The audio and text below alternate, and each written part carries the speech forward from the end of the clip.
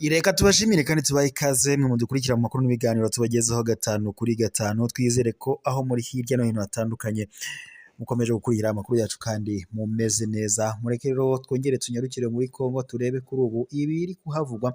Kuri ubu nuko abaturage bamaze gushoza intambara kuri leta ya Kongo. Uraza gusobanukirwa impamvu iyi ntambara bayishoje, uraza no kumenya icyabiteye. Mbahe ikaze mu makuru yacu ku buryo burambuye. Reka ngaruke rero mu makuru yacu ku buryo burambuye, n'ubundi tugiye guhera muri Repubulika Iharanira Demokarasi ya Kongo, aho bari kuvuga ko ababuriye ababo mu mpanuka y'ubwato mu kiyaga cya Kivu bari gushyira igitutu kuri leta ya Repubulika Iharanira Demokarasi ya Kongo. Iminsi itatu biravuga ko ishize mu kiyaga cya Kivu ku ruhande rwa Repubulika Iharanira Demokarasi ya Kongo habereye impanuka y'ubwato bwa MV Mercredi bwarohamye habura iminota mike ngo bugere mu mujyi wa Goma. Guverinoma ya Repubulika Iharanira Demokarasi ya Kongo yasobanuye ko kugeza tariki ya 5 Ukwakira hari hamaze kuboneka imirambo y'abantu 34 kandi ko inzego zishinzwe ubutabazi zakuye muri iki kiyaga cya Kivu abantu 80 bari bakiri bazima.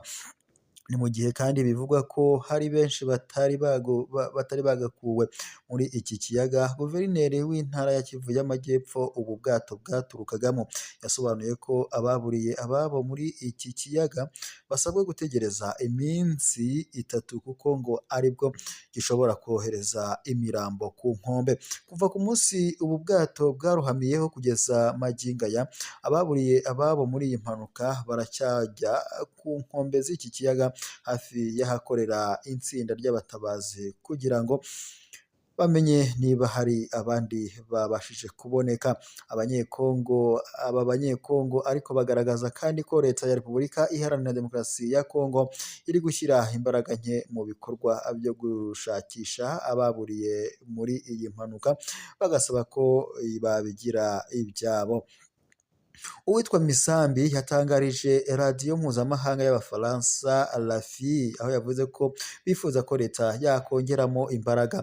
Agira ati ifite amafaranga n'uburyo bwose bwakwifashishwa kugira ngo imirambo yaburiye muri iki kiyaga iboneke. Umuyobozi w'ababuriye ababo muri iyi mpanuka Nehemi Habajuwe yatangaje ko abantu 27 bo mu muryango we bose bapfuye.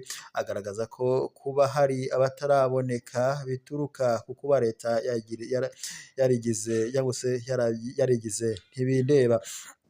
Bivuga ko Habajuwe yagize ati hashobora kuba harimo ukwigira ntibindeba kwa guverinoma. Iyi mirambo yose iracyagerekeranye mu bwato yabuhezemo.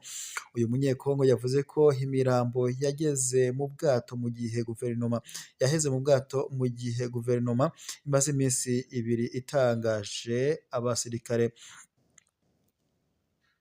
itangaje abasirikare bakorera muri iki kiyaga babonye ubu bwato buri muri metero 200 z'ubujyakuzimu. Biteganyijwe kandi ko abapfiriye muri iyi mpanuka batangira gushyingurwa kuri uyu wa 9 Ukwakira 2024 mu gace ka Minova ubu bwato bwaturutsemo.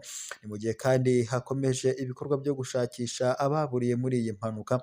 Guverinoma ya Repubulika Iharanira Demokarasi ya Kongo yatangaje ko umuyobozi ushinzwe ubwikorezi n'itumanaho n'ushinzwe ndetse abinjira n'abasohoka muri Kivu y'Amajyepfo batangiye gukurikiranwa n'ubutabera. Reka rero tubashimire kandi dukomeze twihanganishe ababuriye ababo muri iyi mpanuka yabereye muri iki kiyaga cya Kivu. Imana ikomeze ibatuze haheza. Gusa tubibutse gukanda subscribe cyangwa sabone kuwaba bitewe n'ururimi ukoresha, maze uzajya uwa mbere kubona amakuru n'ibiganiro tukugezeho 5 kuri 5. Tubagezaho amakuru n'ibiganiro bitandukanye tuba tugenda tubatororokanyiriza hirya no hino, n'amakuru agaruka ku ngingo z'umutekano ndetse na politike by'umwihariko hano mu karere k'ibiyaga bigari. We rero wari udukurikiye aho waba uherereye hose, ndagushimiye. Komeza ukurikiye amakuru yacu ku muyoboro wacu wa YouTube. Amakuru yoyo tuyabagezaho akanya ku kandi, gusa twibagirwe no kutwandikira muri comment nimba hari icyo twakongeramo tukacyongeramo, cyangwa se nimba ari icyo twakosora tukagikosora. Ndabashimiye rero mwe mudukurikiye mu makuru n'ibiganiro tubagezeho 5 kuri 5. Amakuru yacu nakagaruka ntimukomeze kugira impagarike n'ubugingo mukomeza no kwihangana ababuriye ababo muri iyi mpanuka y'ubu bwato bwabereye mu kiyaga cya Kivu.